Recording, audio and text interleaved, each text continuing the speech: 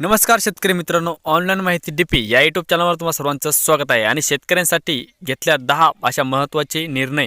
हिवाळी अधिवेशनामध्ये कर्जमाफी व तसेच पीक विमा व नुकसान भरपाई, अवकाळी पावसामुळे झालेली नुकसान भरपाई, गारपीट या सर्व बाबींचे हिवाळी अधिवेशनामध्ये केल्या मुख्यमंत्री एकनाथ शिंदेंनी घोषणा। काय आहे माहिती संपूर्ण बघूया समोर व्हिडिओमध्ये। व्हिडिओला कुठे स्किप न करता व्हिडिओ पूर्ण बघा आणि चॅनलवर नवीन असाल तर चॅनल सबस्क्राइब करायला विसरू नका। हिवाळी अधिवेशन 2023 नागपूरमध्ये लाईव्ह चालू असलेल्या महात्मा ज्योतिराव फुले कर्जमुक्ती योजनेबाबत 2019 मध्ये नियमित कर्जफेड करणाऱ्या शेतकऱ्यांना प्रोत्साहनपर 50,000 रुपये देण्याचा शासन निर्णय काढला आणि नियमित कर्जफेड करणाऱ्या शेतकऱ्यांना अनुदान देण्यास सुद्धा सुरुवात केलेली होती। तर आता आजवर 14,31,000 शेतकऱ्यांच्या बँक खात्यात सुमारे 5,190 कोटी रुपये जमा करण्यात आलेले आहेत आणि उर्वरित रक्कम लवकरच देण्यात येणार आहे। मुख्यमंत्री एकनाथ शिंदे हिवाळी अधिवेशनामध्ये केल्या घोषणा।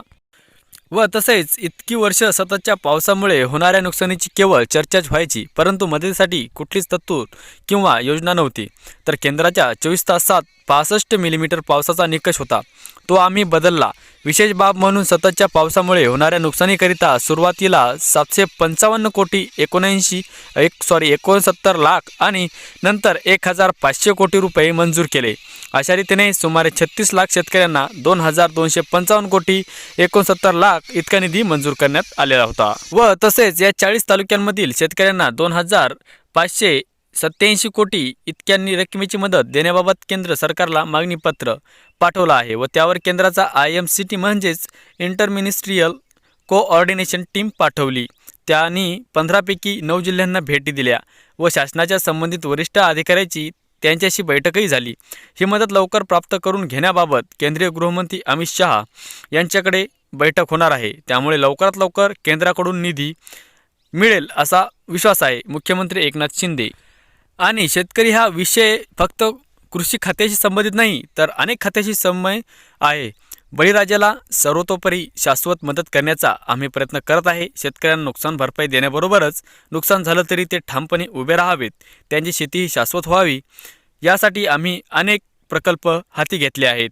आणि कर्जमाफी संदर्भात छत्रपती शिवाजी महाराज शेतकरी सन्मान योजना व कर्जमुक्ती योजना 2017 मध्ये 44 लाख शेतकऱ्यांना 18,762 कोटी इतका निधी कर्जमाफीचा लाभ मिळाला होता, परंतु सॉफ्टवेअरमुळे त्रुटी निर्माण झाल्यामुळे 6,56,000 शेतकरी कर्जमाफीपासून वंचित राहिले होते।